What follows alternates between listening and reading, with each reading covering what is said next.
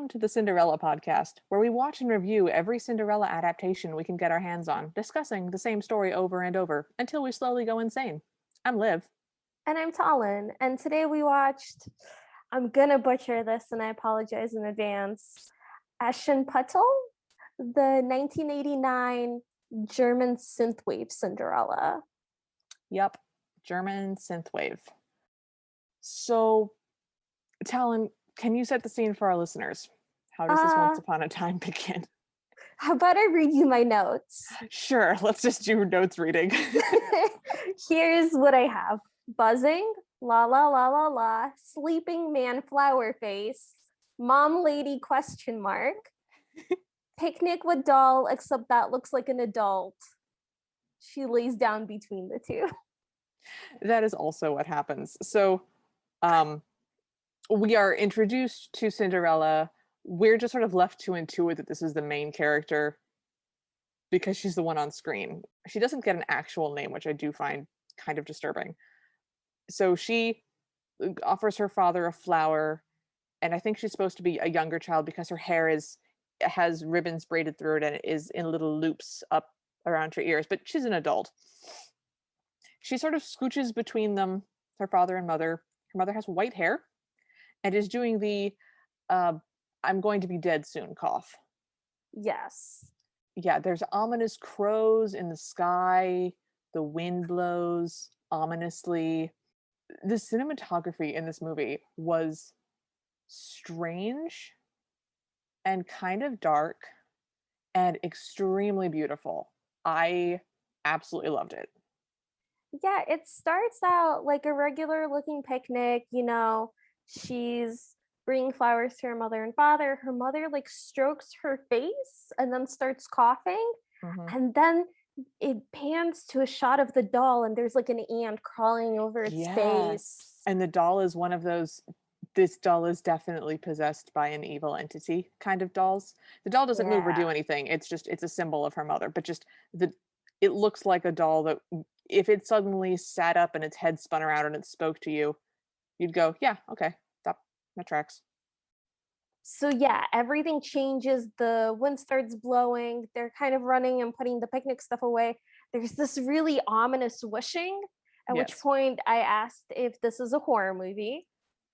I think that's going to be the ongoing question. Is this movie a horror movie? I felt horrified. I was pretty convinced that it was not a horror movie until we got to the end, and now I'm not sure anymore. Which we'll get to. So the mother is getting more and more consumptive by the frame and tells Cinderella to be patient and trust in the Lord.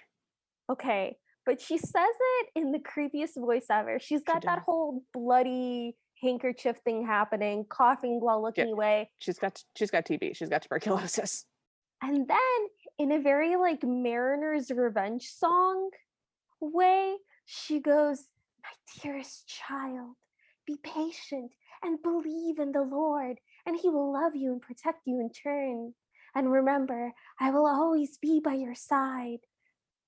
Yeah, it's definitely how characters die when they're going to come back in 15 minutes as a spectral horror and spend the rest of the time hovering ominously off screen. That doesn't exactly happen.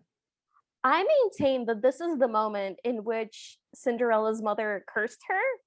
Okay, I can't disagree with that. That's not what I thought happened, but I can't prove you wrong.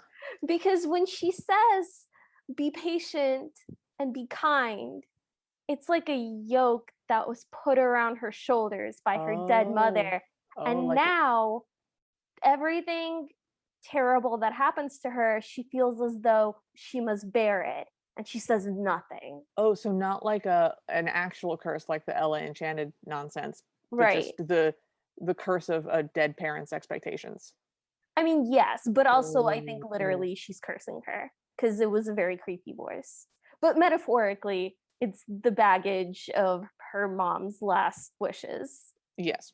So this is all in English, but it's dubbed in English, so the sounds and the lip movements don't really go together. So when we say they said something, they did say it in English. I would have kind of liked to see this in the original language and had subtitles because I always prefer that. But Yeah, me so too. a lot of the Cinderella voicing is very, "Oh no, come back." It's very Willy Wonka. The voice actress for Cinderella also has a much more mature voice than the actress actually playing Cinderella. Yeah. So at times she sounds young She and you don't really think about it.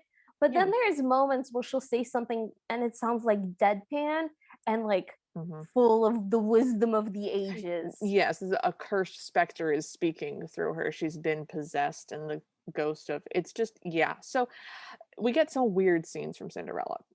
I have one last ending to the scene with the mother. Okay. Okay. So the last shot we get is like the back of the carriage, and as they're driving away, the mother's hand kind of dangles out the window and just goes limp, and the bouquet of flowers falls from her hands, and it's very dramatic. I was really focused on the cawing of the birds because at this point the sky is now full of crows and we get this really interesting camera shot where the camera is low to the ground and so the scene is mostly sky and the carriage going past and it's ominous, it's artistic, it's beautiful. There's a lot of symbolism in there. And Just and this is the moment where we realize that this is a German film specifically because we just cut to a cross and Cinderella is replacing the flowers. We don't have to tell everybody. And now the mother is literally dead. We just cut to a cross and everybody's supposed to know because we're assuming an audience that can follow a basic storyline. okay, you say That made me that, but happy. later on, we get the weirdest voiceover that comes out of nowhere Okay, that yeah, I don't explains everything. yeah, we do get a weird voiceover later, but I was trying to forget about that. But in this moment, we haven't gotten there yet. And we just have what feels to me a very natural transition where the audience is just supposed to know what happens, like an audience would do if they were actively engaging and watching a film. So the father is comforting Cinderella, and who still does not have a name, says her mother is still there and will never abandon her.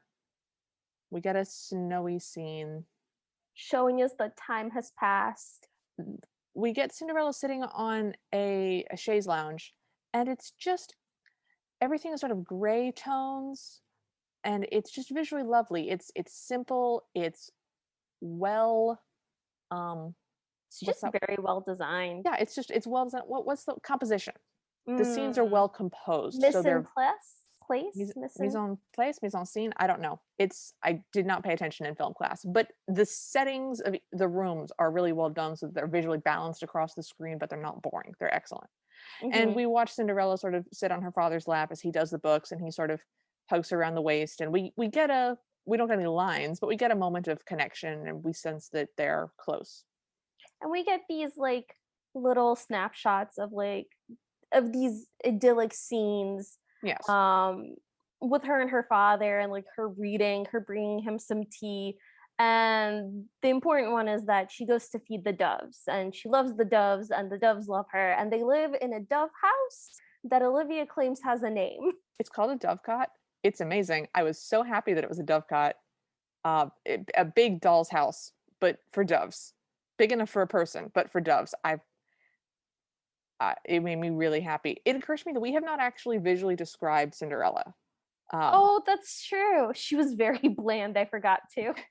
Okay, so if you've seen the Alice in Wonderland where Johnny Depp plays the Mad Hatter, and it's Mia Mia Walk. Kunis? Yeah, No, I'm looking it up. I can't say her last name. that's fine.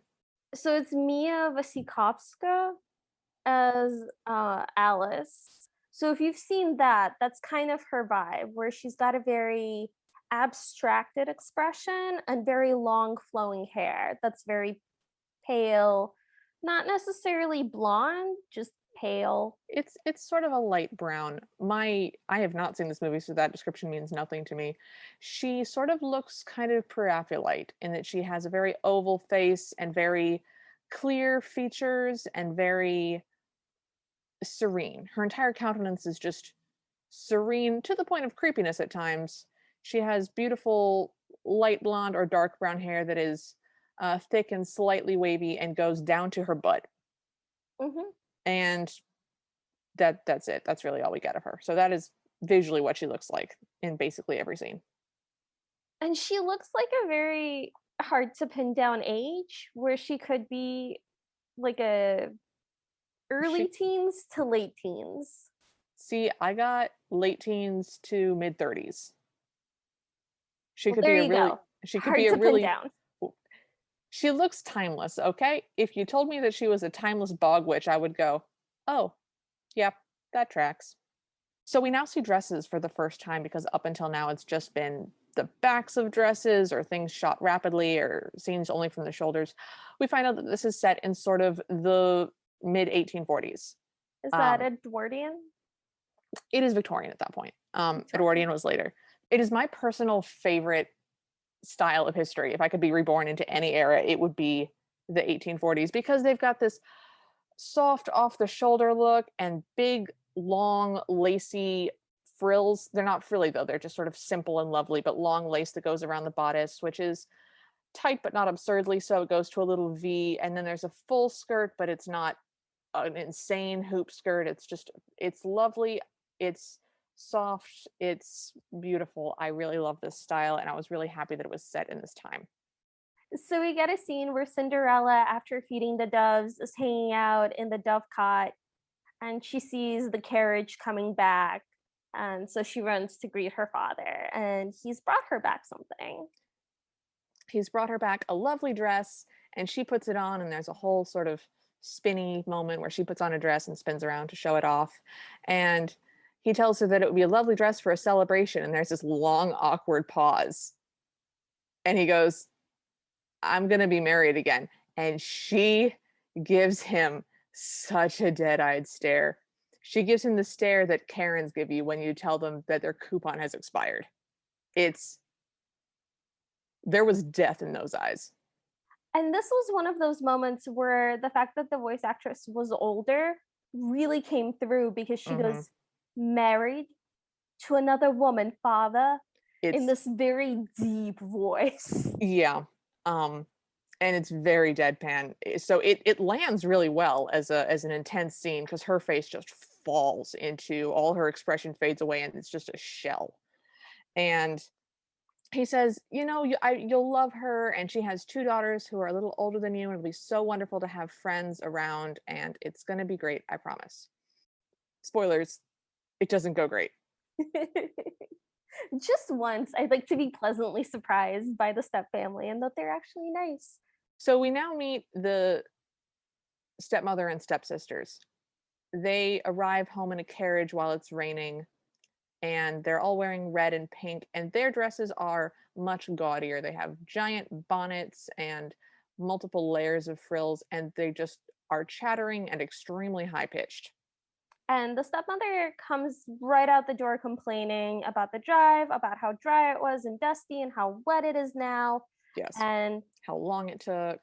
and the first thing that she does once in the house is she picks up a chair in the parlor and just moves it to a different place immediately. So you know exactly how that's going to go. And this is one of those things where the choices between set design and costuming and the direction of the film are so wonderful, because the house is very black and white. Hmm. The floor is the square black and white pattern, like a Checkers. checkerboard. Yeah. I was getting there. I'm sorry. Say it again. I want to interrupt No, I'm good, thanks. you. Sorry. So the walls are white and there's very minimal decor. And then the stepmother and stepsisters come in and they're this riot of color moving across the scene. And you get that contrast a few times. It's very, very cool. Yeah. So they're going up the stairs, and you see it so clearly because there's a really long shot where no one's going up the stairs. And then you see Cinderella walking up the stairs, and she's got this very pale light blue dress on, and she fits in with the home and they don't. And it's such an interruption. It was beautiful. It was beautiful. What threw me off from the beauty of that scene was that this is the first time that we get an extremely bizarre music choice. And we spent a lot of time in our chat, listeners, trying to describe this to one another so that we could describe it to you.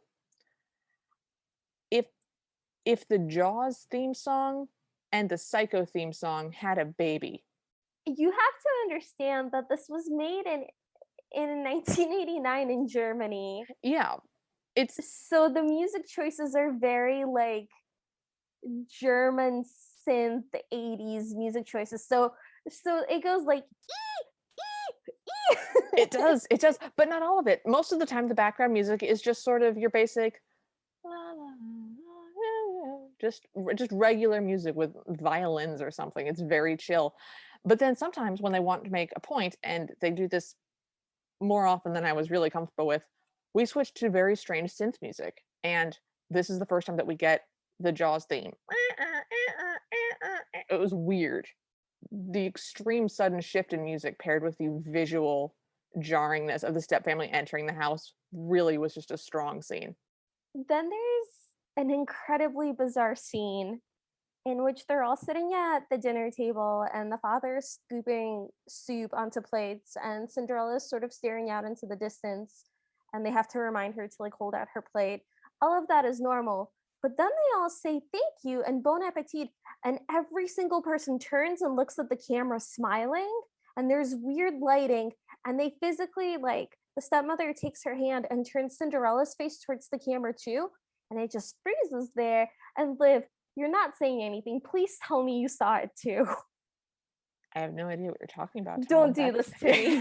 I'm so sorry. No, that definitely happened. It was extremely bizarre. I was waiting for someone to enter the room that they would all be looking at, like a servant or somebody. But no, it's us. The movie interacts with us multiple times in ways that I didn't like any of.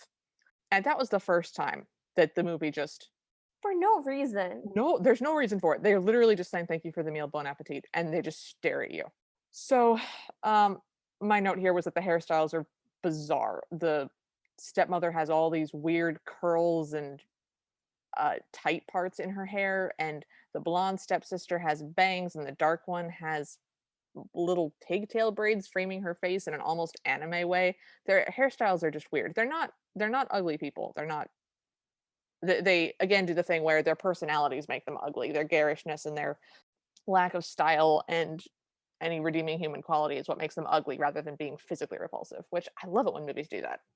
I like how you say their lack of style. I actually really liked the bright, colorful dresses. I thought they were all very nice.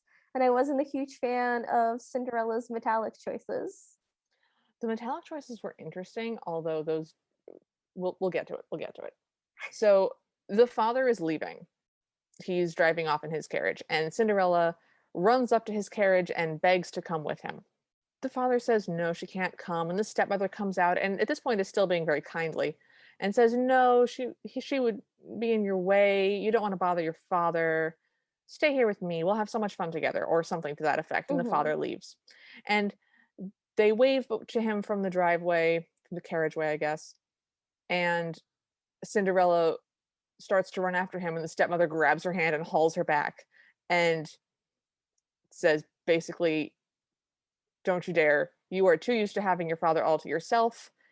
Brings her inside and immediately starts telling her that she needs to fetch hot water and that she needs to aid her stepsisters in everything. And if there are any complaints, it'll go very badly for her. The chore list is like hot water for baths, breakfast, mopping floors, doing all of these things. And then she tells Cinderella to get to work, and Cinderella just kind of stands there staring at her.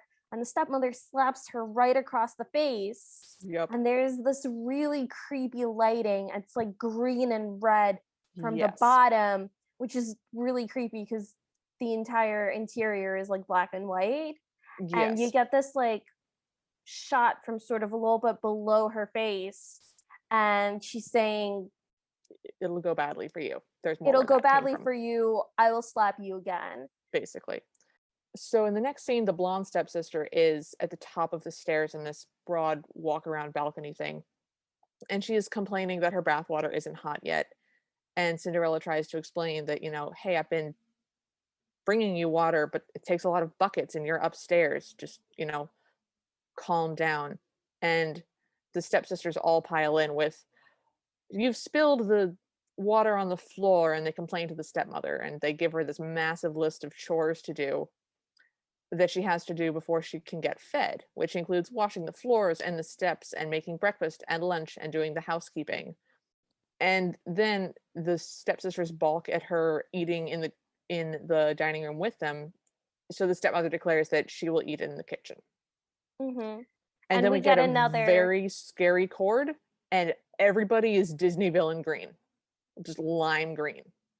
I expected a Disney villain theme song to start any second. If you had cut to Dr. Facilier, I would have been like, yeah, no, friends on the other side. I'm here. I'm here for it. So they go on to just bully and abuse her for a In really large portion of the film. They do.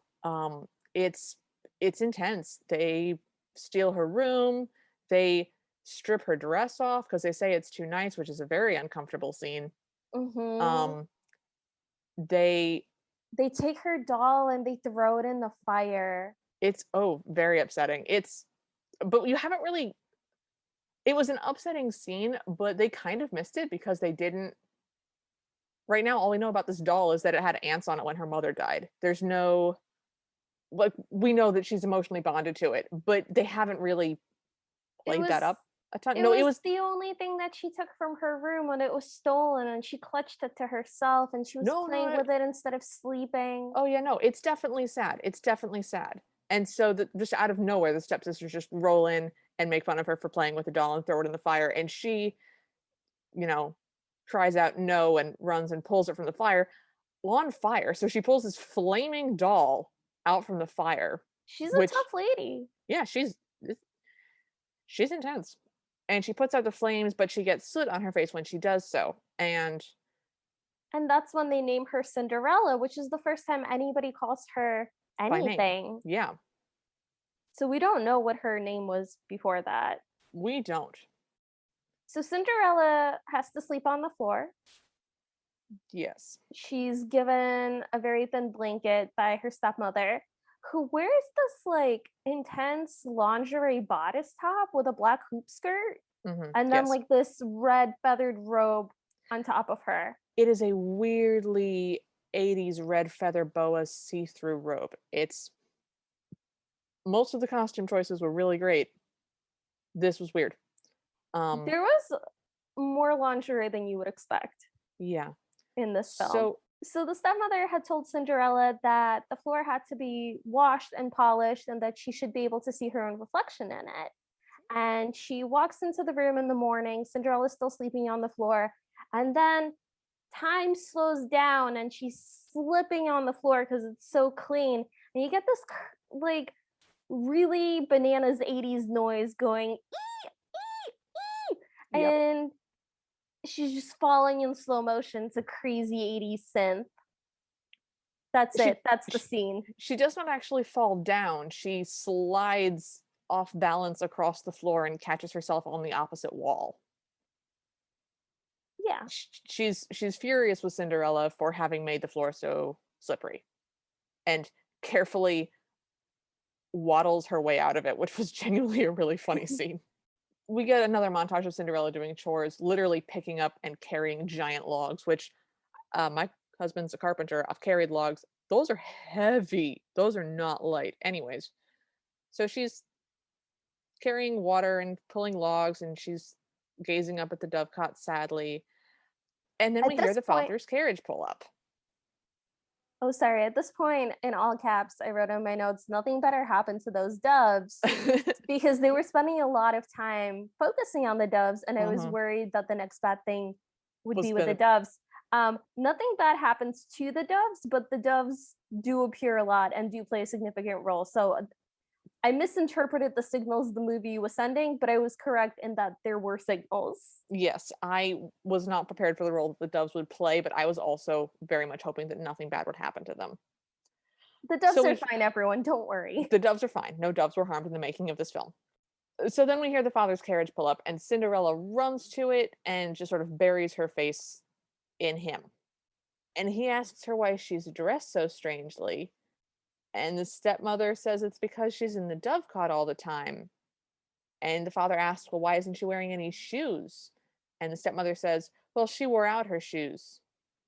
She also claims that Cinderella doesn't washed no matter how often she's asked to. Yeah, she does the very traditional gaslighty evil stepmother act. Um, at this The point, my father notes. completely buys it too. Oh yeah, he's just like, oh yeah, no, quirky child loves the doves, sure. But says, oh well, we'll go out and buy you some more shoes. And the stepmother is displeased that any money is going to be spent on her. My notes just say, why is she not saying anything? Well, it's her mother's curse. You have Okay, to be kind and be patient. being patient and kind are not mutually exclusive with saying things that are true. I mean, we can go into a philosophical deep dive about the nature of kindness I and mean, I truth, don't agree with it. I'm but just saying like, that's why. so I didn't get that in the beginning. I was like, I I did not think that that the weight of her mother's command was commanding her to be silent. So I was prepared for the carriage to come home and the father is with news that the father has died. That was what I That's was what waiting I for. was assuming too. Yeah, The father because stays alive the the whole time. entire film. And it gets progressively more and more upsetting. This is another one of those the father is alive, and the more he is on screen, the worse it is. Yes, dramatically so. So at this point, we get this weird narration just telling us everything we had seen up to this moment. They're like, once upon a time, there lived a father and mother with their Hmm. young child, but then the mother died. I'm not going to do it to you, but they did it to us. They And did. they do the whole story. So who was narrating the voiceover? Because it sounded like the stepmother. Oh, it sounded like Cinderella to me. It did not sound like Cinderella to me. Somebody is doing the voiceover. I don't know who.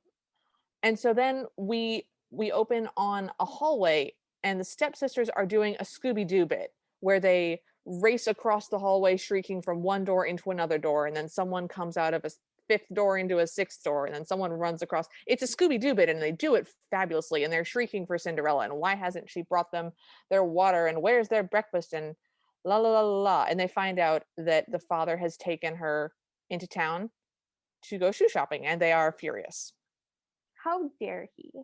Yep. How So dare we go he? from kind of weird, spooky music and like tilted hallway and green lighting Hmm. to very upbeat, jazzy music. Jazz.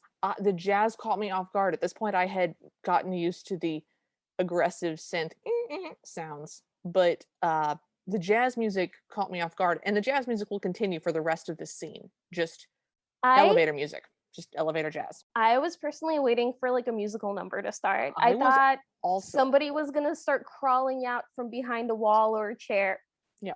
with full on jazz hands. So Cinderella is in the shop by herself, and she looks very poor. And so the shoemaker asks her sort of what she's doing there, if she's there for a master or mistress. And she says, no, I'm here to get shoes. And at that point her father walks in and says, this is my daughter, she can have whatever shoe she wants, and then walks away. You Talon, sure does. do you want to talk about what happens next? If I must. So the proprietor of the shoe store is this weird smiling man, and I can only assume that when this was made, we were supposed to have known who he was. He's a magician of some kind, and he just starts Hmm. doing magic tricks. And at this point, the jazzy music turns into like boring store music, like elevator music. Yeah, my note here is in all caps, shoemaker has too many teeth. Just he aggressively huge smiley teeth. It's a caricature and it's uncomfortable. he never his face never changes. He's just got this big smile, and he has this box that looks kind of like a suitcase, and he shows that it's empty, and then he closes it, and then he makes a cat appear, and he's still smiling a lot. Here's my Yep. thing. Magic tricks are cool because they happen in front of you. They're not cool when there's a person there who can turn a camera on and off. So when you do, he was clearly doing like quote real Real magic magic. tricks, and I don't understand what you're supposed to get from that. That loses its magic when it's in a media where you can just say, okay, cut. So yeah, he does a couple of magic bits. He pulls a long white-haired cat out of an empty box. He He mm, rolls up a piece of paper and he puts a red scarf in it, and then the scarf is gone, and then he pulls the scarf back out. Who cares? and then he sort of flicks the scarf at the floor and a whole bunch of shoes start appearing. Some of the shoes are just like whimsical in a funny way, With, but curly toes and bells or funny shapes or something, but some of them aren't. there's a pair, and I don't know if you noticed it, but I sure noticed it, that is sort of blue at the top and then turns into pink human feet at the bottom. Yeah, the one with toes. The Had toes. full on toes. Full on toes, very much like those, hipster hikey shoes now, but with pink and blue, and were sort of they had, like, raised bumps on them, like, confetti. I really the shoes made me unhappy, I didn't like it. This is really upsetting. At this point, the stepmother shows up, and we get the like psycho music again with Yep. the ee, ee. Anyway, you get it. I don't have to do it each time. You We're get not gonna it. do it every time, but when we say the psycho theme, that's what happens. That's what we mean. So she shows up and she's like, "Oh, there's been a terrible mistake. My husband, he gets confused sometimes. We just want a pair of wooden shoes for her." And we see that she ends up at home with these terrible wooden clogs. Yes. They're not cute wooden clogs. They're terrible. Yes. So, at this point, Cinderella is doing, some sort of kitchen chores, and we hear in the other room, and we sort of see through the window of the kitchen, because there is a window from the kitchen into the rest of the house, that the stepsisters are talking with their stepfather, about he's going to town and what kind of fancy dresses they want and the ribbons that they want and all of that sort of thing. And at this point, I realize that the story is not going the way I was hoping. I was hoping that what was going to happen is the father would show up and the stepmother would start being nice to Cinderella, so the father would not know that she was being abused. Hmm. And that's not what happens, because he then watches her walk out of the kitchen where she's just been scrubbing, wearing these horrific wooden shoes, wearing this drab, it's not actually rags, but it's a very drab, The coarse, smock. dirty smock. And he says, "And you, darling, my darling daughter," just smiling and happy to see her, somehow not seeing So what the her. stepmother has done is she has tried to sell him on the idea that Cinderella's in a difficult age, an Yes. awkward age. Yeah, we use that And phrase a lot. she's sort of waving away all the bizarre things as if they're Cinderella's own choices. Like, And oh, since she's just Cinderella, yeah, like, oh, she's just spending time in the dovecot. Oh, it's a troubling age. It's a difficult age. yeah, and since Cinderella is not contesting any of this, and is, to be fair, like kind of a weird child that stares off into the distance a lot, Mm-hmm. for the first instance, I was willing to cut him some slack, but it just gets more and more egregious. Yeah, I was also willing to forgive him up to a point, because, new Well, at wife, that point, I still thought he was going to die soon. yeah, I also thought that he was going to die soon, because that's how the story goes. Normally, you wind up with a dead father. So, the father asks what Cinderella would like him to bring her when he returns from town. And Talon, what does she ask for? She would like the very first twig that touches his hat on the way home for him to just break it off and bring it back to her, Mm-hmm. which is a version of the story that I've heard before. Yes. But she is really selling the awkward age thing. Mm-hmm. And Yes. I almost believe that she hangs out in the kitchen and is like barefoot in a smock because she truly wants to be. I Do we almost believe that in that moment. Does that posit that hanging out in dirty work clothes in the kitchen is the 1840s equivalent of being emo? I think so. I think that's what we're supposed to get from it. Okay, that actually makes sense viewed in that light. My So, question, yeah. my question for you is, why do you think she asked for that? Because she cries afterwards. I have literally no idea why she asks for that. She There is no reason given. She There's no hint that there's no reason given. There's no history where he brings her home flowers or anything. It's just an extremely weird moment. I mean, there's a bit in Beauty and the Beast and some of the older ones where the sisters are asking for gold and stuff, and all she wants is a rose. Mhm. because their cottage is poor and she wants to plant roses. And you're like, okay, that makes sense. She wants a flower, a specific flower that she had to make their home beautiful. But just a twig that hits your hat? The way that I've seen it in other versions of the story is that she's like, "No, no, I don't need anything." And he's like, "No, I'll bring you something. Come on, what do you want?" And she's like, "No, no, I'm much too meek and kind to ask for anything." Yeah. And he's like, "No, no, just ask." And she says, "Oh, just Oh, any old thing that falls into your lap." yes. And that version is really fun. But specifically asking for the first twig that touches your hat on the way home is bizarre. My other theory is that she wanted something that would prove that her father wants to get her what she asked for, but is also worthless. And so her stepsisters wouldn't take it away from her. Because it is kind of a high effort ask. It is. So I was And wondering if yeah, that's a good take on that. I think I like that take. That's that shows her that her father wanted to please her and that he loves her and he will go out of his way to get the thing that she wants, and she even if the knows thing that she wants is absurd and pointless and isn't and actually of any use to her stepsisters. yeah, which means that they won't take it from her probably. So we then cut to Cinderella crying at her mother's grave, and everything is red. And at this point, this is the first time that we've had everything be red.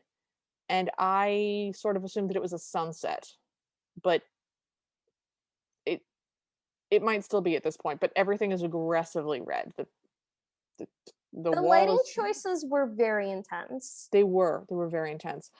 We also get doves actively watching Cinderella as she cries.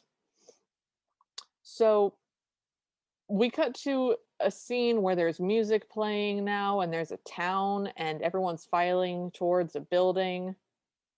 It's the windmill, It's the windmill. Okay, I couldn't tell if it was a church because the first scene doesn't show the windmill, so it's just a building that people are filing towards. So a notice is posted explaining that the prince is going to be having a ball and that it's going to go on for 3 days and it's going to be full of splendor. which the townspeople have a difficult time understanding. Mhm. And one asks another, "What does splendor mean?" He does his best to explain it. Liv, do you recall? He comes up with it's like it's like when you would use something you wouldn't normally use. It's like when you use your tallow candles instead of your oil lamp. It was a weird push for this whole town to not know what splendor was. I don't know why they did it. I don't know if it was supposed to like emphasize their poverty, but Cinderella and the stepsisters clearly live in a big beautiful house I think it's with a joke, Liv. uh, it didn't land. What caught my eye is there was a woman whisking an empty bowl, which I was like, "What are you doing? Why are you whisking out in the open? There's gonna be stuff is gonna fall into your eggs or whatever. There's nothing even there. Why are you whisking an empty bowl?" There's also a lady who sort of pokes her head in from between two people, not to do anything, and she's black. And I was just like, "Oh, hello." And she doesn't do anything. She's never there, but there's nobody else of color on screen anywhere at any time whatsoever. So it's just her for a little bit, just enjoying this what is splendor moment, and then we move on with our lives. She's one of the people that nods during that Yeah. scene and is like, "Oh, yeah, splendor, okay." And Mhm. then that's it. It was an interesting choice, and I kind of like that they did colorblind casting, but I don't understand why they didn't do more of it if they were gonna Yeah. do it. Yeah, that was weird. So the stepmother sees the poster and she rips it off to take home with her, and then she looks at the camera for a really long while and Mhm. then smirks. And this It's is yeah. the beginning of a trend in which every time she does something evil, she makes eye contact with you, the viewer, and smirks. And As though you're on her side, and yeah, it's it was very a uncomfortable every it single time. it is. It's definitely if it's meant to make you not like her, it succeeds. So at this point, you do also find out that there's going to be a ball that lasts for 3 days. There's gonna be 3 days of it, and the sole purpose is for a prince to choose a wife. Yes. And this is also where we see that magician again. He does a trick and he looks right at the camera again, which I hated. And then some poor guy has to replace the poster that the stepmother stole. Yes. And will all the children just kind of like jeer around him, hoping that They're chanting. Yeah. hoping that he hits his thumb as he's nailing which the he does. poster, which he does. And so he lets it go and it flies away. And And it everyone drops into silence at this moment. Everyone stops their jeering and talking and drops into silence. it is a weirdly magical moment. That's what I said. My notes say very nice low-key magic. So it just sort of Yeah. floats gently up towards the windmill and then just floats gently. It doesn't do weird movie things, not movie like film, but weird motion things that people do when they're trying to animate a piece of paper that's moving. It just sort of floating in the wind and it floats right over to Cinderella and the dovecot and sort of lands on the ground near her. And it's very subtle. It's very well done. It doesn't look like a special effect. Yeah, it was very cool. I liked it a lot. It says also all young maidens are invited, no exceptions. And she's like, no exceptions. I count. Yes, it's a great moment. I like that gets emphasized. So she wants to go to the dance. She's very excited. And all the stepsisters and the stepmother are excited. And they command her to help them get ready. And they're kind of talking about it. And she's like, oh, I want to go to the dance too. And she's told Mm-mm. that she's too No. dirty. Yep, that she would No? humiliate them. Oh, And I she thought you were disagreeing with me. Oh, no. Yeah, that I was agreeing with you and them disagreeing. They said, "No, she can't go. She would humiliate them." And she says, "I just wanna go and look. I don't even wanna dance. I just wanna look." And they say no. And at this point, the father returns and he's brought gifts for all of his daughters. He brought the dresses for his stepdaughters and he did bring back a twig for Cinderella. And the stepfamily snidely remarks, had you asked for a dress, you could have come to the ball with us. And Cinderella goes to the grave of her mother to cry. Which, like, they say that in front of the father, who's not deaf. So, again, I think we're led to believe that he thinks it's Cinderella's choice not to go to the ball because she thinks she doesn't have anything to wear. They don't make this very clear. I they might don't. be just They don't. I think trying to you're make reading a lot sense of into it. it. So, we cut to Cinderella crying and wishing that her mother was there. She plants her twig at the base of the grave, which my notes are that's not how twigs work. It's a magic twig. It's It's a fine. magic twig, as we're about to find out. The grave is again lit with very red light. The cross casts an uncomfortable shadow. It's the sort of shadow that grows and little tendrils start to come out of it in any other movie. But in this one, it's just a regular cross shadow, but it looks creepy. We And we then get get this. twinkly music. I have twinkly music. Is that what you have? That's what I have. I read twinkle music, kind of like a ringtone. Yep. And then the twig starts to grow using really nice stop motion animation. Yeah, it's really good. It like multiplies in every direction. It doesn't just get bigger. It Yeah. like becomes more full. Yeah, there's more leaves. It grows into a tree.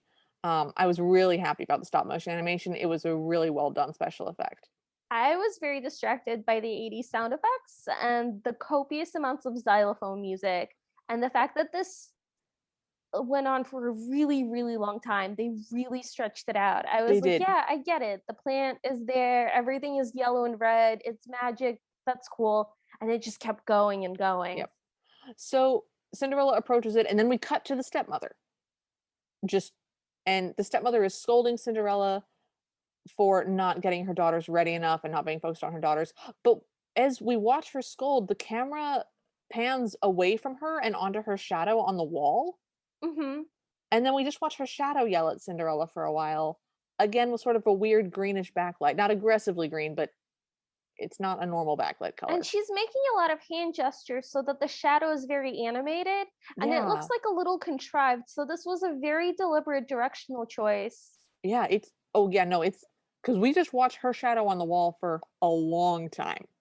And that's what And that's what happens. happens. And so Cinderella asks, would they really be ashamed of her even if she just went to watch? And the stepmother says, well, take care of my daughters and, we'll talk about whether or not you can go just to watch. At this point, I wrote, dark-haired sister says, oh, I hope I don't break a seam when I curtsy to the prince. That would be so embarrassing. I'd rather kill myself. Just sort of out of nowhere. That She's was a getting weird her line. corset tightened in the background. Yes. So the blonde stepsister freaks out, saying, "Oh, you can't let her come with us. How that would be terrible." And the stepmother sort of shushes her like, "Mama knows best," and takes Cinderella to go sort lentils. She pulls out this giant bag of lentils, like what looks like a year's worth of lentils, and she pours them all out. And Cinderella's supposed to separate the good from the bad, Yes. and says, "Well, I can't possibly finish this." And the stepmother makes evil eye contact with the camera again, Hmm. and is basically like, Get to "You it. Where have there's a to." will, there's a way. Better get started. The sooner you start, the sooner you'll be finished. Yes. My next note says we get dot dot dot weird happy creepy music.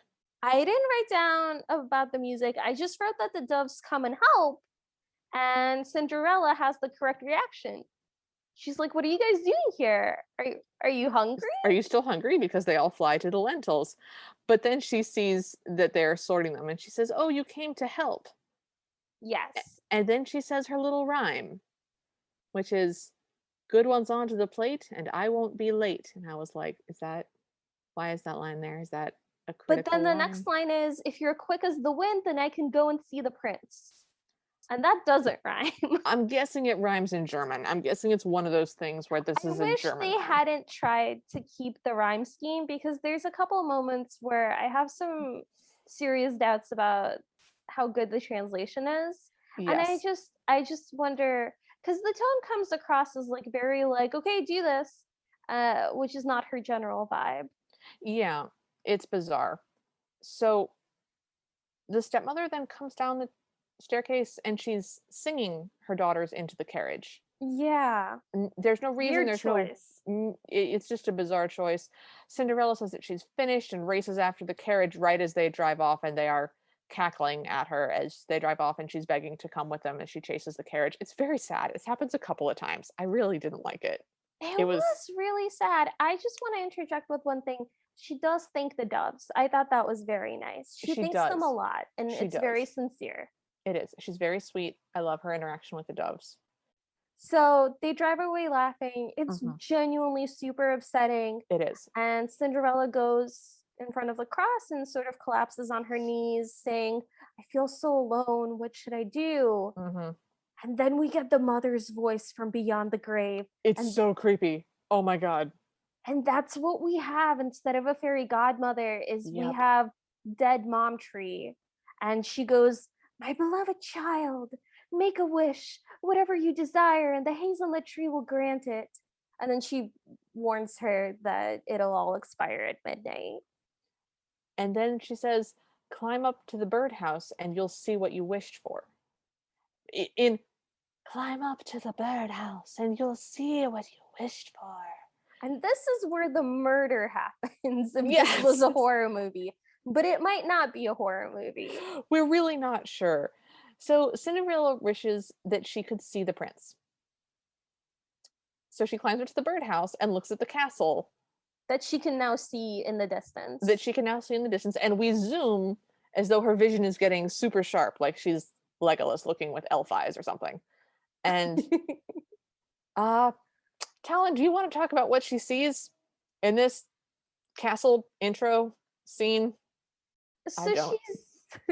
she zooms in, and she's kind of peering through the windows, and the jester, who's played by a little person, is there, and he's just jumping up on the railings and looking through every window and telling the prince, "Look how pretty they are, look how sparkly they are." And we kind of see the prince only from the back. Yes. I would like to add that the jester is clearly done up as a mockery of Napoleon Bonaparte. Yeah, he's got the The French cockade, general hat, yeah. but it's like very It's oversized. he's very clearly, and he's wearing a French military outfit. It was a weird choice for Germany to just be like, also Napoleon. Yeah, that's his outfit the whole The movie. whole And movie. his lines are the ones that I'm the most curious about, because he speaks in rhyme pretty much the whole time. Oh, I didn't mean to do that. It's contagious. He's his he speaks in rhyme throughout the majority of the film, and everything he says is just incredibly bizarre. And I think Yes. it's because they tried to maintain the rhyme in the translation. And I wish they hadn't, because I'd like to know what he was actually saying. And I hope it was. Yeah. And it's not clear that he's saying it as a rhyme, and so it's just a couple of words and a long pause and some more words and another pause, and then the rhyme happens, and It's it, very forced. it's hard to follow is what it is. So the dancing is really strange, the dancing that we see in the ball, because the prince then goes in and begins to dance with the women. He's the only man there.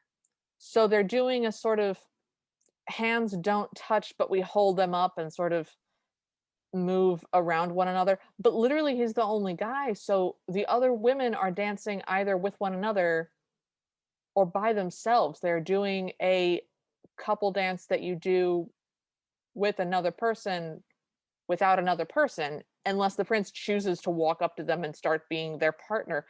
And I was so confused about that the whole time. Yeah, it was a very dramatic choice because we mostly see him from the back. Mhm. He's got a lot, like so much curly blonde hair on top of his head, Yep. just like very big hair. Yep. And all the girls are wearing these very soft pastel colors, but he's got Yes. this dark blue jacket on with this bright blue sash going all the way across. So he's very visually like in the This. center of everything. Mhm. And your eye is just immediately drawn to him, which is a very cool cinematic like thing to Yeah. do, and it It's. works really well. I Yeah. did not have the dancing problem that Liv has. Well, we also don't really get a good look of his face reasonably soon. No. So we do see his face, but it's sort of in profile through a window. So my note is, he's handsome, I guess. And then he looks up at the window as though he can see Cinderella, and she hides. Yeah, and then it's midnight and everything starts zooming out and he looks kind of like That whatever was he weird. was looking for wasn't there. Yeah, which was really interesting. I want to discuss the implications of that later. That might be something we discuss in the after party. Okay. I think he could see her. I Why think to could him it looked like she was why looking through the window. why could he see her? The wish was that she would see him. Elf eyes don't work both ways. I think she spiritually projected her body, her consciousness, and she was floating there like an astral projection, and he could sort of see her reflection in the window, kind of. That would make sense. We can also go with they are soulmates but destined to be together, and so they're schmaltzy schmaltzy. Normally, that's the one that I would go with, but in this one, I'm not so sure. So we cut to the next morning.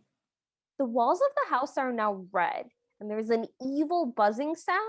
Yes. And the stepmother looks through the window and sees that Cinderella and her father are by the cross, the grave of the mother. And so she throws on a shawl and races out. I loved this scene. This was a good scene. Do you want to talk about this scene, or could I talk about this Oh, scene? please talk about this scene. Okay, so what happens is the stepmother looks down and sees that the father is approaching Cinderella as she kneels by the cross. We see Cinderella routinely replace the flowers before her mother's cross, and the father comes up and sort of quietly kneels beside her and asks, "Is there any room in the vase left for his flowers?" And she looks him dead in the eye and says, "No." I was so happy about that. It was a really good moment. It was such a good moment. I love that in this one instance he gets called out on his terrible behavior. Just no, there's not room. You're not faithful to her memory. You're not faithful to me, all that remains of her. You're not faithful to her house or her doves or her. Just no, there is no room for your flowers at this grave. Try again later. And I loved it. That was my favorite scene. It was a really good moment, and I Yeah. was really pleased by it. They sort of talk a little bit about how she's mad at him, and he's like, "Well, you can't possibly, be upset with me." And she's like, "Well, why can't I go to the ball?" And And he's he's like, like, "I want you to go to the ball. I'd like you to go to the ball. You should go. I'd like you to attend." and the And stepmother arrives at the scene at this point and goes, "Well, she's still a child, and she shouldn't go." And she takes the flowers that the father brought for the grave, and she takes them for herself and kind of smells them and pushes him away. Yeah, and asks Cinderella then after he's gone, how dare you bother your father? I was so mad that she took the flowers. It was Ooh. such a powerful villain move, just strong villain move. We then cut to the stepsisters getting ready for the ball tonight, and they're bathing, and Cinderella is massaging them With rose water. with rose water. They Like tease sitting her behind them and rubbing their shoulders. Yeah, they're in bubble baths. So they tease her for not being able to go, and my note here just goes, the bathtubs rotate and they sing. Because the Yeah. bathtubs are on swivels, evidently. They're these big clawfoot bathtubs with the tall back that you can sit in, just very old-timey bathtubs, but they're swiveling like they're office chairs.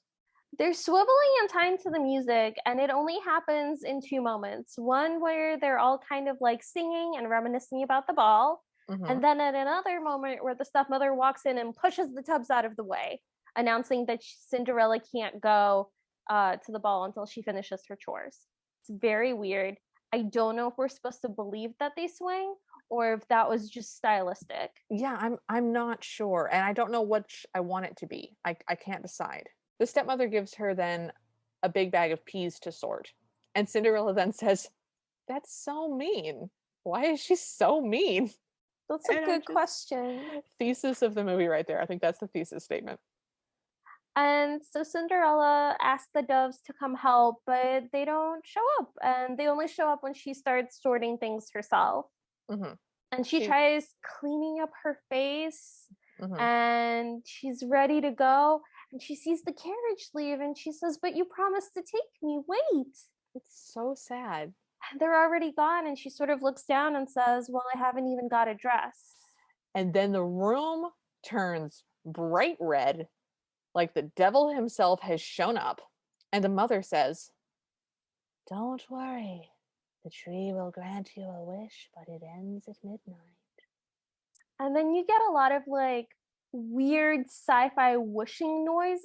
Mm-hmm. Mm-hmm. Like a spaceship is going somewhere, and there's a lot of sparkles coalescing on Cinderella, and Yep. then a boot up computer noise. Yep. And what she asks for this time is gold and silver adornments. Yes. It was a rhyming thing. It would, yeah. My notes just say sparkles fly around her as she twirls, and she's wearing a very lovely silver gown. Yeah. She's wearing a very pretty silver dress. There's a silver carriage with horses and a smoking coachman. And she's like, "Good evening." And he just goes, "Into the coach, please." Yeah, which I was really happy that they did not try to force a pumpkin into this as well. I don't know if I could have, I don't know what would have happened to my sanity if they had been, also go find a pumpkin. I don't think I could have taken it. It's a magic tree. It's too fine. powerful for pumpkins. It doesn't need a pumpkin. Yeah. My notes then are, this is gorgeous, because we get these incredibly dimly lit scenes where the carriage is gilded by just these rays of moonlight as it shingles through the forest, and there's little tinkly bells, and the whole thing is just visually gorgeous and ethereal. It's very Art Deco almost, and it feels very magical. It's extremely magical in the feel. There's nothing magical happening. They're just driving through a forest, but they're doing it with really good camera work, so I appreciated it. I think what it is that they didn't try to get the camera too close to the carriage, and they let the lighting do most of the special effects work. Yes. Because I suspect that it was probably just covered in tinfoil or something like that. We do get a look at it at one point, and it's definitely just covered in tinfoil. You know, but it fancy works tinfoil, really well. It does. It's got a good. It's a well-designed carriage, so it's got lovely lines, and so when it's lit just sort of in silhouette, there's just a couple of very bright lines that indicate a coach that are reflecting as they move, and there's little bells on the horses, and there's little lamps. It's sort of misty, smoking in the evening. I loved everything about it. I was so happy with that scene. It was really nice. Mm-hmm. So we cut to the ball, and at this point we have not introduced that the jester is the jester, so I just have him in my notes as tiny Napoleon Bonaparte. That's fair.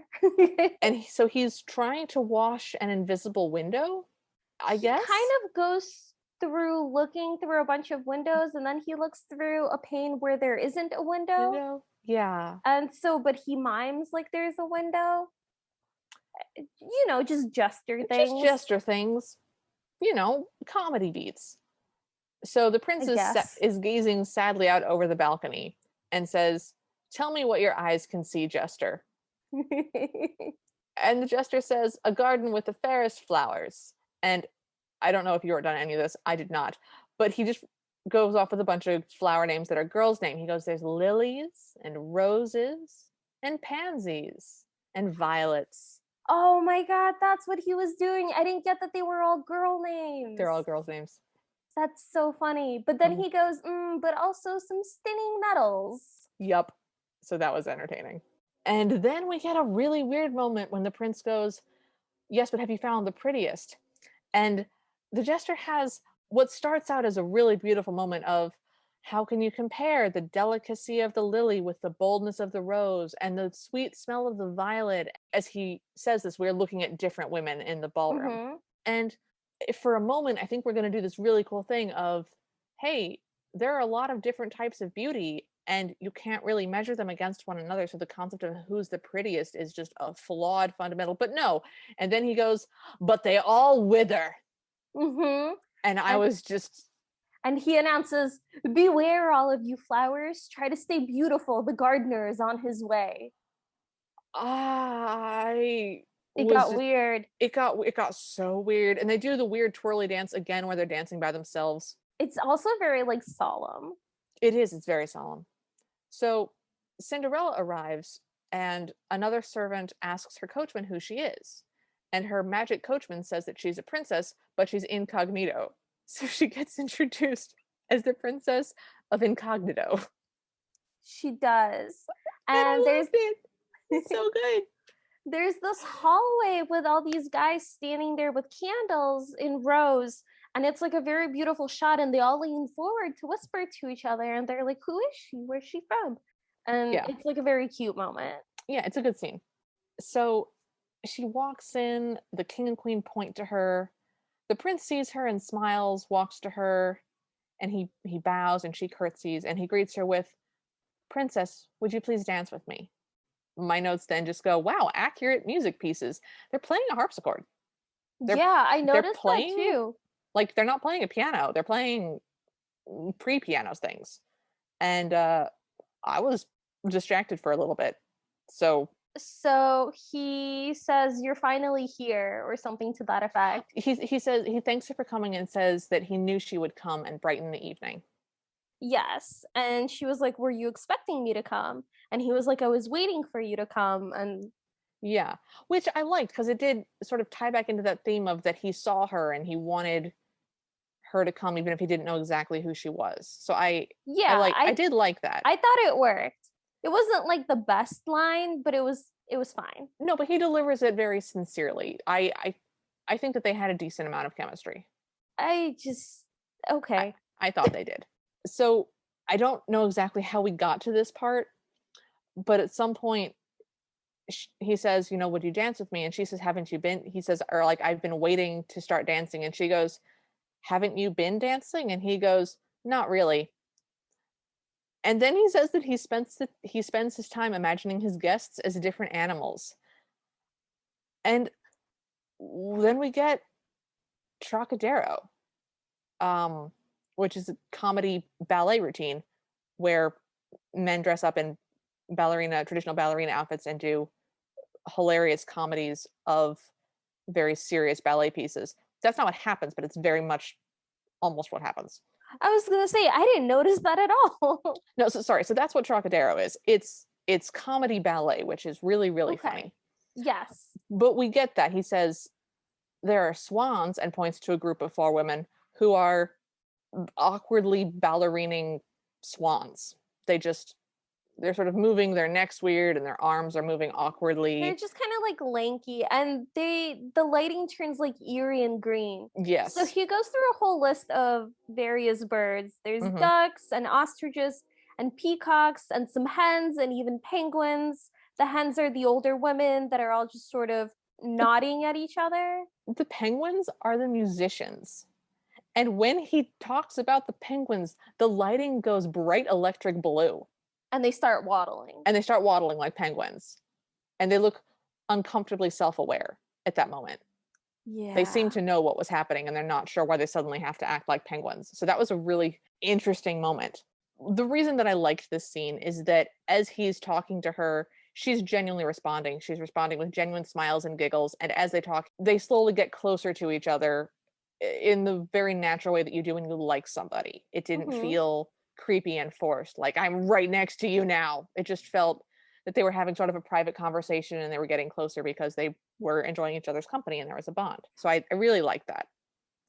I thought it was okay. I thought I got the sense that they were kind of in on the joke together. Yeah. And they were kind of like conspiring together. It was cute. It was cute. And he wasn't doing it in like a mean way, because none of them were like, this is a vulture. Just it was just character. Like the ostriches were the women who were sort of awkward and tall, and the peacocks were the women who all had fans and were being very dramatic. Yeah, I don't think it was like offensive or anything. Yeah, no, I liked it a lot. And then Cinderella goes, well, which animal am I? Well, they start to waltz, and she asks what animal she is, and she waltzes with him for a second, and then twirls off and goes and waltzes by herself for a while. And then comes back to him, and he sort of laughs and says, one who loves to dance and does so beautifully. And she says that she would love to dance the night away. And he's like, so be it. And then immediately she's like, I must go now. Well, midnight happens. There's a chime, and she goes, I have to go. Yes. And just and completely he's like, well, deadpan. Couldn't I persuade you to stay? And she goes, no, I can't. No. And just leaves. It's so deadpan.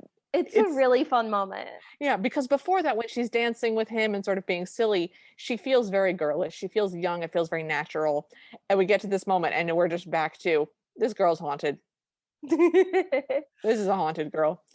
And so then she runs down the stairs into her coach and leaves. And the prince runs after her and says, a bag of gold ducats for anyone who can find me the princess. And the jester runs behind him and says, well, I'll give a bag of princesses to anyone who can find me the gold. So there. It was very disjointed.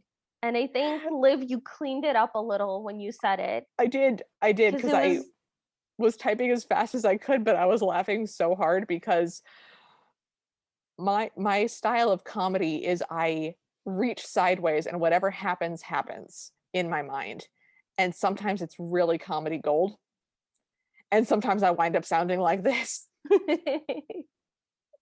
So I thought that scene was really funny, actually. I liked it. I really enjoyed it. Yeah, I think that was the only scene I liked the jester in.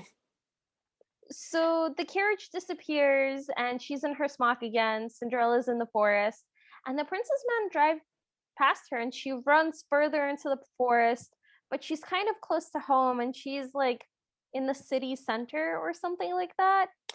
I got that it was her courtyard or something. There's a weird green street light in the corner where she is. Well, wherever she is, the prince, I say drives, rides his horse right past her and they make eye contact for a second and nothing. Well, it's so much worse than that. She's sort of hiding in the shadow of a wall and he trots past her and looks at her and she sort of comes out of the shadow and the camera goes into slow motion for a second and she smiles really hopefully because he's looking her dead in the eyes and she's not wearing a mask, or she wasn't wearing a mask at the ball. She's zero disguise. And then he just looks away from her and her face just falls and she retreats back into the shadows and I was just heartbroken. Yeah, there was tinkly music and everything and just nothing. Sad. So she climbs into a tree to hide. Yeah.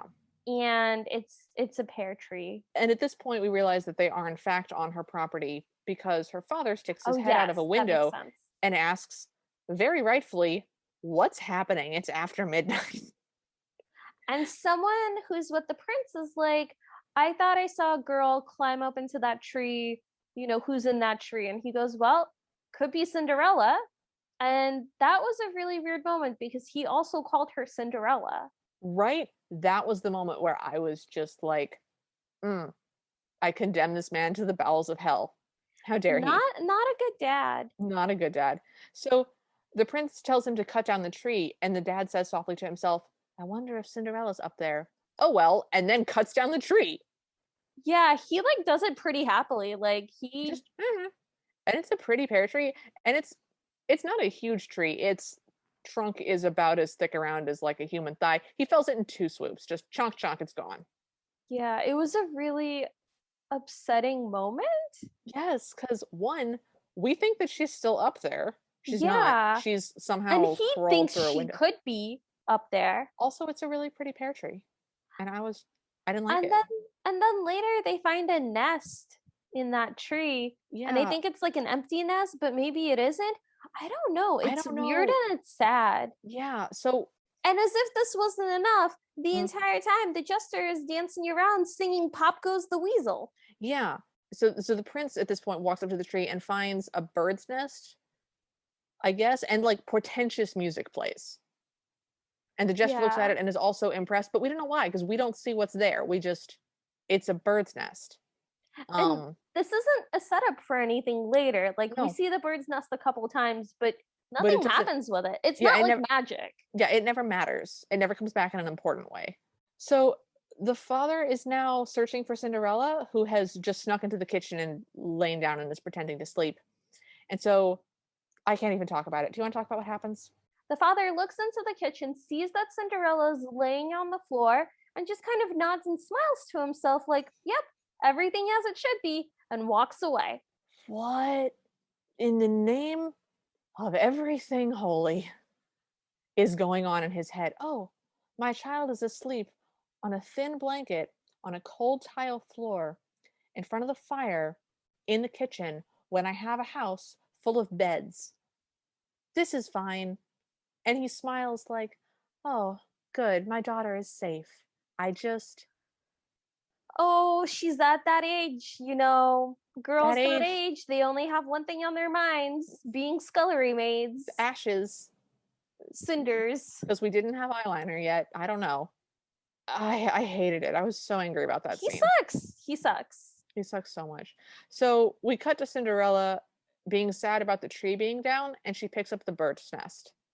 And then There's two weird men with that's a, giant scissors.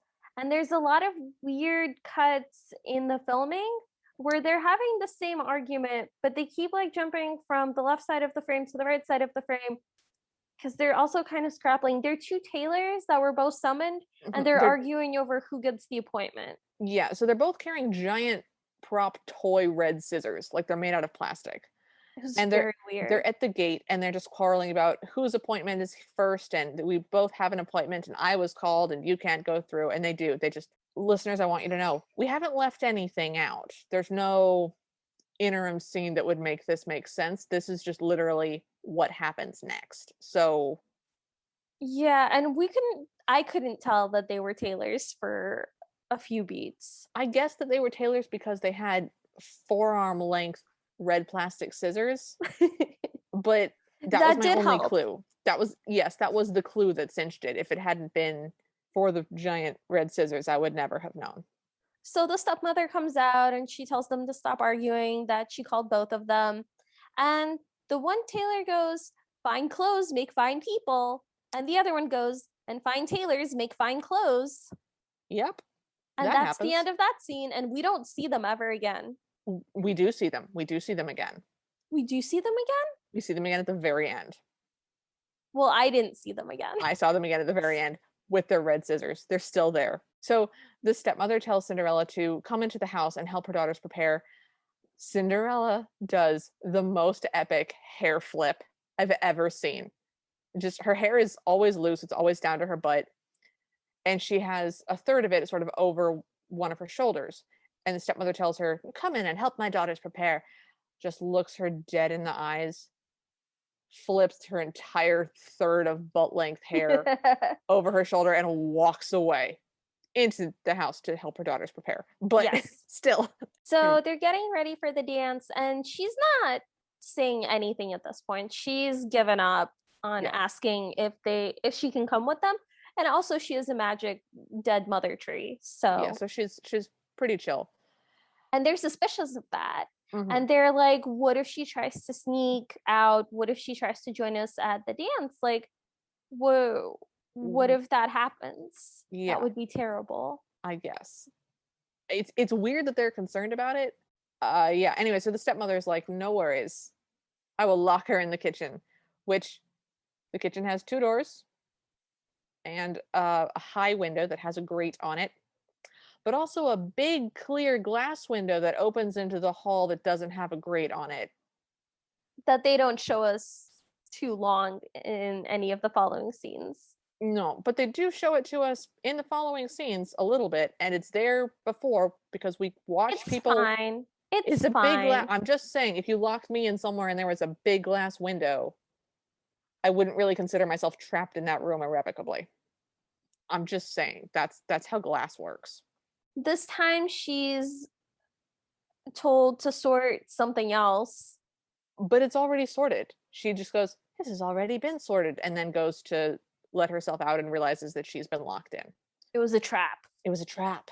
So she cries, and then we cut to the ball where the prince and the jester are Pacing. and just like at the staircase. Waiting. And then we flash back to Cinderella, and a dove has come through the window with a key in its beak. And next we see a golden fan on some grass with some weird music. And then we're back at the ball, and the prince is like, tell the guests. And the jester goes, the jester's like, mm-mm. Here, I'll be the prince, you be the jester. Okay. Tell the guests. Mm-mm. Well, just tell them. Mm-mm. Well, do you mean that I can't? Mm-mm. And I thought that was very funny. And it goes on for a while. And then finally the prince signs with, just tell them what I would say. Just tell them. And we hear tingly music. And the prince runs and sees that Cinderella's coach is approaching and tells the jester to tell the musicians to begin. At which point the jester is like, okay. Yes, and runs in. This time Cinderella is in a fancier gold coach with 4 horses.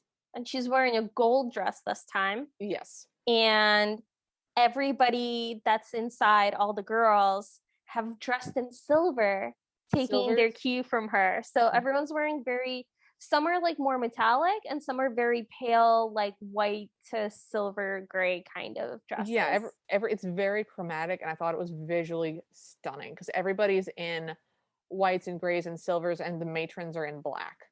Yes, it's really good. Except for the stepmother, who's still wearing scarlet. Well, you can't mess with your own personal style like that. No, I don't disagree. I just like it.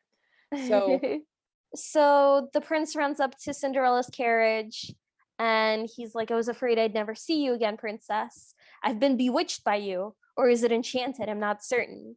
And she's like, must you be certain?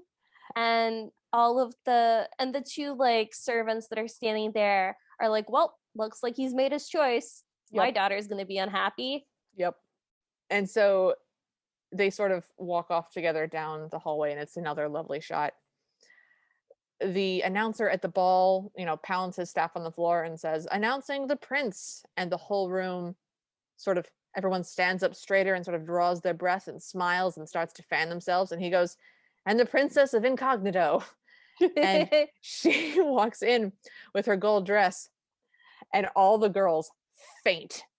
Every single girl. The music stops. The musicians look at each other, shrug and start up again. And all the mothers go to collect their daughters, fanning them and being like, oh, my children. But like they have to delicately step over all of the other unconscious young women on the floor. So it's just a bunch of older women in sort of muted grays and blues going, oh, step like a raptor. Just it was really funny. The mothers finally revive their children, who then all begin to sob instantly. Cinderella then goes, I shouldn't have come. And the prince goes, well, I like that you came here as yourself. And that hits home. She is not happy about that. And she says, I'm not who you think I am. I'm not really here or something. She says. He goes, no, she says, I'm not really what you think I am. And he says, yes, but you're standing here in front of me. And you're my princess, and the kingdom will bear your name. And then we hear Cinderella being shouted, but I don't know by whom. I think it's in her head. She's I just hearing her stepsisters and her stepmother jeering Cinderella, and she okay. just sort of runs away. Yeah. Somebody in the background at this point is just chugging flutes of champagne. I wanted to point out. I like her. I want to know her story. And then the jester goes, "Gold and silver, silver and gold. They're so lovely. Until 1, 2, 3, 3, 2, 1. This feast is over and done." And I was just like, I think I'm being enchanted. I think every time the jester says some creepy rhyme on screen, I'm losing a part of my soul. That was one of the lines that I just wanted to know like what the actual line was, because that can't be what it actually was. So the two guys that we saw earlier, the two servants that were standing by the stairs, have poured something sticky. I can't tell if it's sap or tar or something onto the stairs. And as Cinderella runs down the stairs, her shoe gets stuck to it, and she just kind of leaves it behind and keeps running. And the two guys look at each other and just kind of nod and go, mm-hmm. I missed that entirely. I was just like, why are they nodding and smiling? Because I think I glanced away to frantically type my notes. And Big mistake. I missed that one moment. So it's definitely before midnight, which I thought was really interesting because it's always bothered me that the shoe just survives the midnight thing. Oh. So it's definitely before midnight, which I like. And she gets back to the garden. We cut to the graveyard again with this ominous red lighting. Mm-hmm. And she says, "Once again, Twigs, do as you're told. Remove from me the silver and gold." So she does, and the coach disappears too. Yeah. And boom, next morning. We see some children singing and frolicking in front of the windmill. And they're, after a while, you realize that what they're chanting over and over is bang your thumb, bang your thumb. Because the signposter is there again, hanging up a sign, but this time he's using glue. And they all go, oh, And he boo. turns around and stares dead down the camera and gives you a big thumbs up with his bandaged thumb. And I was so happy. It was pretty good. It was a good comedy beat that had no reason to be there. It doesn't add anything to anything, but they included it and I loved it. It was a good callback. Um, so we're back in the house, and the stepsisters don't really feel like having a bath or breakfast. What we get is very sad oompa music. I was trying to figure out the best way to describe the sort of sad. The stepsisters are literally just laying the tops of their bodies across the table in, "Ugh, I'm so sad and heartbroken." And the sound of the music, it's the sound that huskies make when they talk back to you. Ah, whoa, whoa, whoa, whoa. Oh, whoa, whoa, whoa. Whoa, whoa, whoa.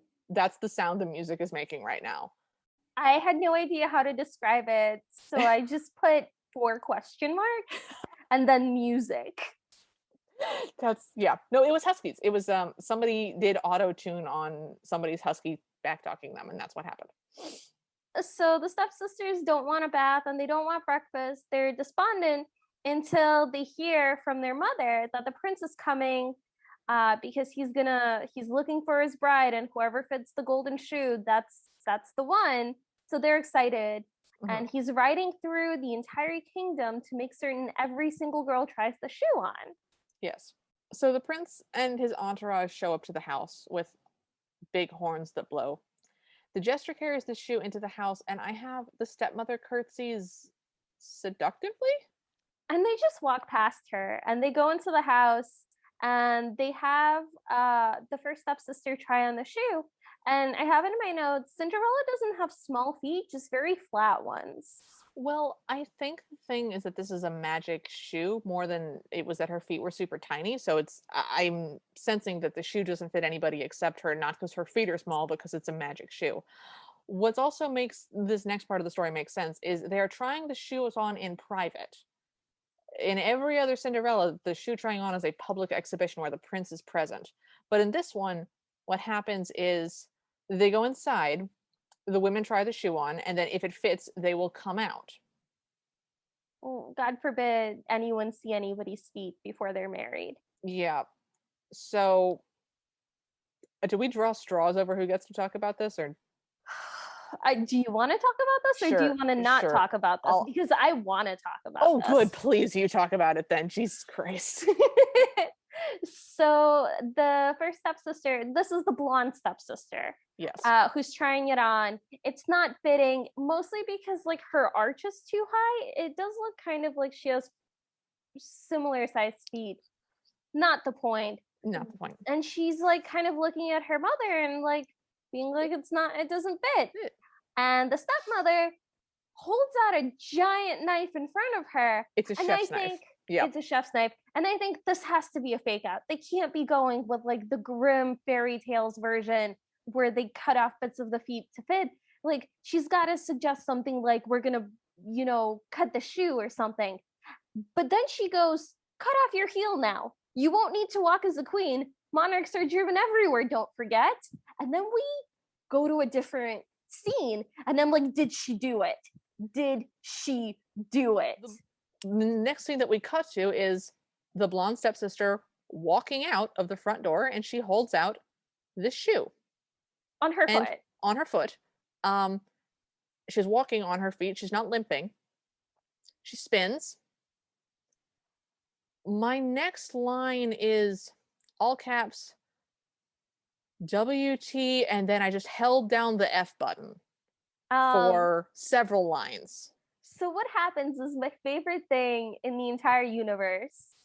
It's the doves start speaking in weird little dove voices, and they go, what you see isn't true. There's blood in the shoe. Listen to the doves. She's not your true love. And they like do the weird dove noises. It's very, it's a creepy sound. It's two doves speaking, so you get the awesome thing where you get two voices that are talking almost in unison for extra creepiness. And so here's the thing. I compiled the list of all the Cinderella movies, which is undoubtedly an incomplete list. I knew that they were going to cut off parts of their feet. I did not know that the doves were going to be this upsetting. I was prepared for foot mutilation. I was hoping they weren't going to show it on screen. That was what I was concerned about. And they didn't, so that was good. I appreciated that. But I was not in any way prepared for how absolutely terrifying these doves are. So it was creepy. It was like something out of Doctor Who, where you can tell that it's for kids, but also you're going to have nightmares about it. Absolutely. I'm going to have nightmares about doves for a while. So we then cut to the sister's shoe, and blood starts pouring out of it and she starts crying. Yes. I mean, I guess she's been holding it in this whole time. Who knows? Well, she starts crying like she's been caught out. And so he gets mad, and he kind of pushes her back towards her mother. And the mother goes, well, wait, I have another daughter. And the prince makes this sort of gesture where I think he's like going to be like, no, forget it. But no, it turns out the gesture is bring out your other daughter, because the dark-haired stepsister now comes out, and her foot is also in the shoe. She does the exact same steps that the blonde did, where she walks out, holds out her shoe, walks over to the prince, and the prince takes her hand and walks away with her and puts her on his horse and rides away. And Cinderella starts to ride away. He begins to ride away. Cinderella climbs up to the dovecot to look out. And then my notes just say, creepy dove do their creepy dove thing again. I want to hear you do it. What you see isn't true. There's blood in the shoe. Listen to the dove. She's not your true dove. It was upsetting. And at this point, the stepmother stares straight down the camera lens and shrieks. And then the prince says, it's not her either. Have you another daughter? Well, okay, so it's not her either. This girl has dark hair. Cinderella has long, butt-length, pale brown hair. It's light brown. It is a the dark-haired daughter has almost black hair. Yeah. Surely, my dude, you could tell the difference. No one was wearing a mask. Liv, he's not shallow. He doesn't care about things like facial features or hair color. It's just shoes. So the prince asks her if she has any other daughters, and she sort of sputters a minute and goes, no, this is all I have. And he goes, well, aren't there any other young women on the house? And she is so caught off guard that she goes, well, there's Cinderella, but she's just a ragamuffin. She's a And, dirty ragamuffin. and then the father arrives, and the stepmother just goes, ugh, and puts her head on his couch. She gives up. She plainly just gives up. Yeah, we watch her just give up. So Cinderella's hiding in the dovecot, and now we get Mission Impossible music. Yeah, it's like this kind of heavy bass Bum, sort of bum, rock song bum, intro bum, into a bum, ballad. Bum, bum, bum, bum, bum. It's the Yeah. song that Kronk sings when he's stealing away with the emperor. Okay, it's that song. Da-da-da. Yeah. Da-da-da. So they're all looking for Cinderella, and she climbs all the way into the dovecot and is just kind of like peeking out, and you just get these weird shots of pieces of her face as seen through the little like pigeonholes. Yeah, it's beautiful, but it's really weird. So another servant then says, I thought I saw a young woman climb up into the birdhouse. And they're like, are you sure? And he's like, no. No. But I thought I did, maybe. And so they walk over to the birdhouse. It's totally quiet. The prince says, no exception to my order is permitted. And then at this point I wrote, I really want her to stick out just a foot. Right. And not climb out. That would have been funny. And so then there's this long moment of silence, and the prince says, proceed. And my notes go, with what? And then the dad chops the dove house down. He's got an axe and he starts chopping at one of the legs. Yeah, it has 4 legs. It's high up on stilts, guys. So he chops one of the legs and it breaks, and the whole thing sort of goes meh, off to the side, and there is a sound from inside. And the prince yells, no. Nobody tried going, hey, Cinderella? Are you up there? Or, there's a ladder. And so then she very calmly descends. It was very regal. Very regal, very calm. Sort of a Mona Lisa expression on her face. And then my notes just say, village arrives. Yeah, everybody in the village comes out and scene. They're all kind of like peeking from behind trees, and everyone's like really interested. And the prince goes, you are the princess. And she smiles and nods. And he smiles, and it's lovely. We also start at this point, we get a soft rock 80s love ballad on electric guitar. Yes. Playing in the background, just in case you wanted to know what the scene is right now. And then the prince is way too close to the camera all of a sudden. Just way too close. And he looks directly down lens and goes, this is the girl I will marry. And I was like, please back away, sir. Sir, take a step back here. And then the stepmother goes, what about the shoe? She has to at least try on the shoe, doesn't she? Which is like a Hail Mary. Yeah, maybe the shoe effort. won't fit. Obviously, the shoe fits.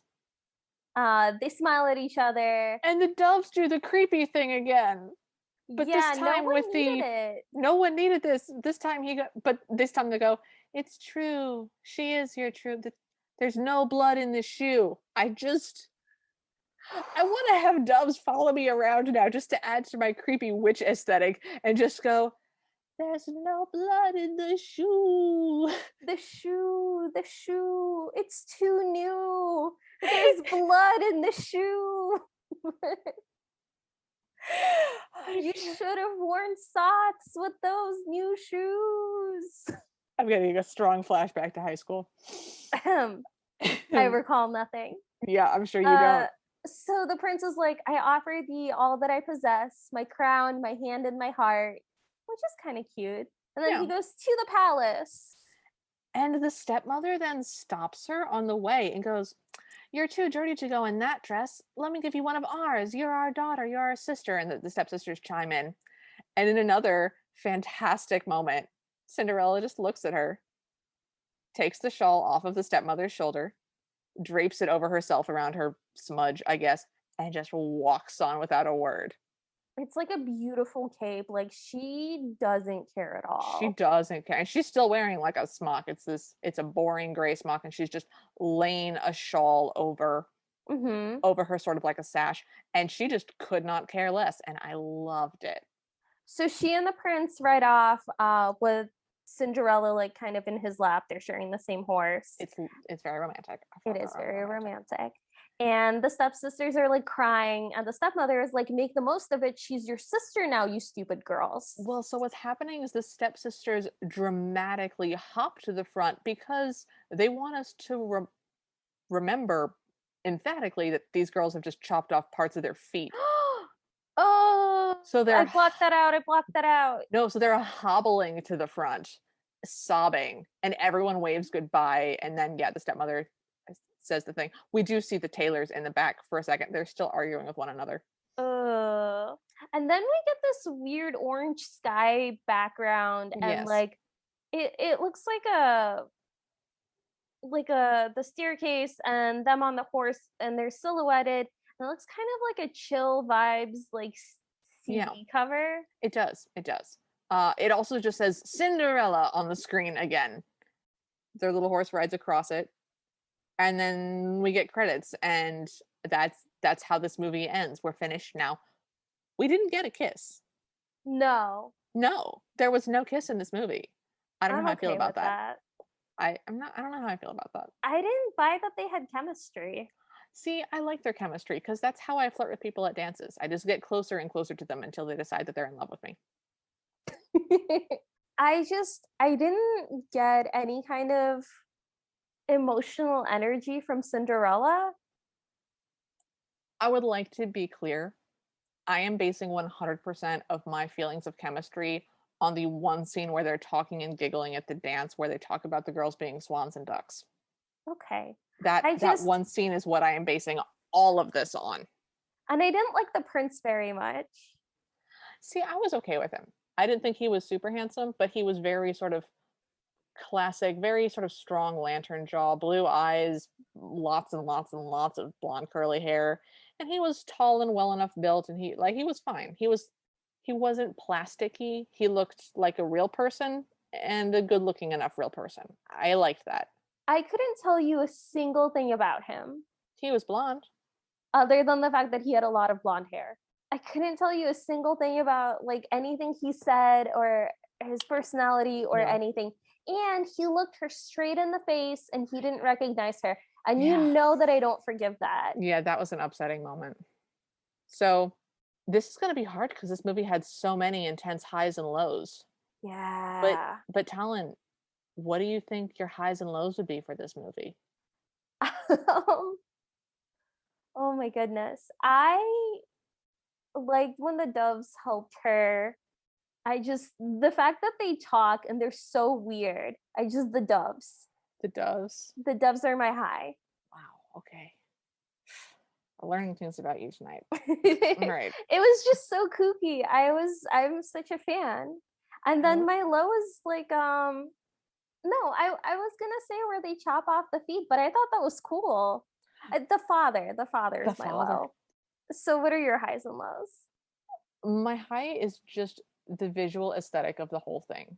All of the cinematography, all of the shots where it's grays and whites and blues and light colors and the stepsisters appear in garishness, all the scenes where they're driving through moonlight through sort of a misty wood and the moonlight is just gilding the outline of the carriage, just all the cinematography. It was so pretty. It was extremely beautiful and well done, and I really appreciated it. So my high is definitely just the filming. My lows, okay. There's a lot to choose from. There's a lot to choose from. My initial thing was like, the Psycho music was a weird choice, but it actually really kind of played into the strange and otherworldly vibes. So, and we have the question coming up of what would you change? So I think my low is gonna be the doves. Because that was terrifying. I knew the sisters were going to cut off parts of their feet. I was just hoping that it wasn't going to be shown on screen, or if it wasn't going to be super realistic, because I am not good with that stuff.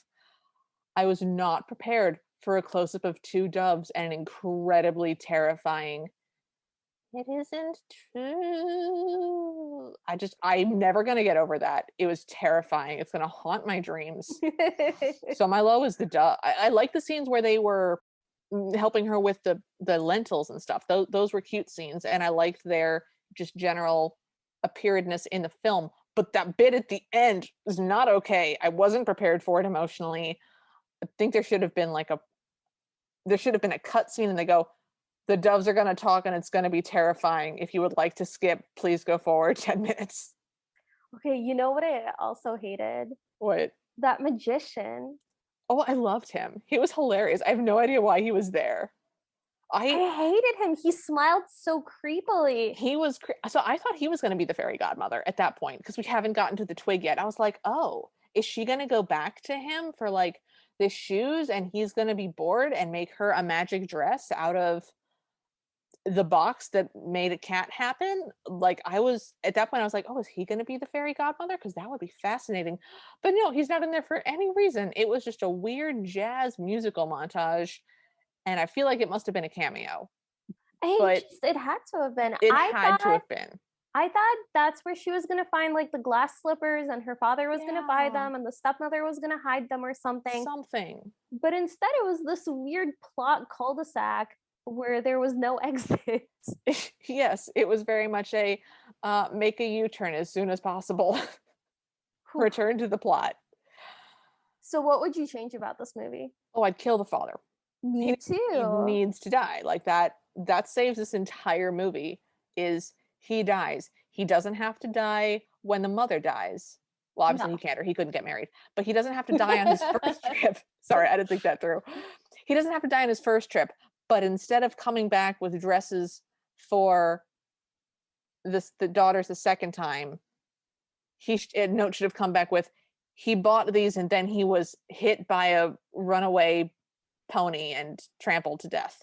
Or he arrived, but he drove through the night and now he has a cold and he dies of pneumonia the next day. It's like he had to die. Or it could have been even, instead of bringing her the dress the first time, he brings her the twig the first time. Yeah, and she plants it and it just grows slowly. Yeah, and then he tells her that he's getting married, etc., etc. And then he dies on his very next trip out. Yes, he should have died. This film would have been much better if there had not been a father. I was deeply upset about there being a father. Just that sort of like the way he smiled, like, everything's fine. Everything's fine. My child is asleep on a cold floor in rags in front of us. Just everything is as it should be. Go to therapy, man. Go to a counseling class. Go read a book. Jesus, It made me really unhappy. So, do you think our listeners should watch this? Yes. Yeah, absolutely. This was cinematically beautiful. It's available on YouTube. It's an hour and a half or something. It's very weird. But it's extremely beautiful to watch. And the amount of weird that I'm willing to forgive for being beautiful is a lot of weird. I'm saying the weird is a selling point. Okay. Some of the weird is not a selling point for me, but it is so beautiful and so beautifully filmed and so interesting. And it's such a nice breath of fresh air from American cinema that I strongly recommend it. I thought it was beautiful. I'm probably going to watch it again. Yeah, this was made for TV, but it looks beautiful and it still holds up, however many years later. I don't even want to think about it. Like 30 some? No, 1990 was 10 years ago. So Talon, what would be your final grade for this movie? I give this movie a solid B. Really? Okay. I liked it. I thought it was very beautiful. I just didn't really connect with Cinderella at all, to the point where I think I preferred Leslie Ann Warren's Cinderella. Wow. Just because I will remember her. Wow. Okay, we had very different experiences. So I think it's a good movie. I think most of it works. I found a lot of aspects of it charming, and I just found Cinderella kind of stoic and martyry and enduring, and I just didn't connect with her at all. See, she sort of reminded me of a Pre-Raphaelite painting, just with like the wavy hair and the sort of serene eyes that are looking off into the distance. It's something that mere mortals can never understand. And I liked it. That's sort of my vibe. So her spoken lines were weird. Every time she would speak, it was about 50-50 whether or not she sounded like a normal human or like an ancient ghost. Which, again, It's I kind of wish she also was weirder. I think that if they had leaned harder into one of those directions, it would have been better. Yeah. Um, yeah, I think I would give this an A minus. Just for the amount I enjoyed watching it. Would like absolutely will be watching again. We'll be sharing this with people. This was a lot of fun. And the jester part was weird. Don't see what he added to the film. Cinderella is definitely a bit odd. No lie there. The magician, though. The magician is a weird moment, and I wasn't sure what was happening. And I hated that the father was still there. So definitely doesn't get full marks. But as an extremely pleasant viewing experience, especially coming off the heels of the last three things that we've just watched, where I've just wanted to tear my eyeballs out, A minus. This is great. Well, it's almost midnight, so thanks for joining us. If you like this episode, please leave us a rating or a review. We'd love to hear from you, so follow us at CinderPod on Twitter and Instagram, like our Facebook page, or email us at thecinderellapodcast@gmail.com. If you want bibbity bobbity bonus episodes, or to hear us discuss this week's Cinderella again, but with more adult beverages than the Ever After Party, please support us at patreon.com/CinderPod. Our intro music is Bad Ideas by Kevin MacLeod. You can find him at incompetech.com. Until next week, we hope you have a happily ever after.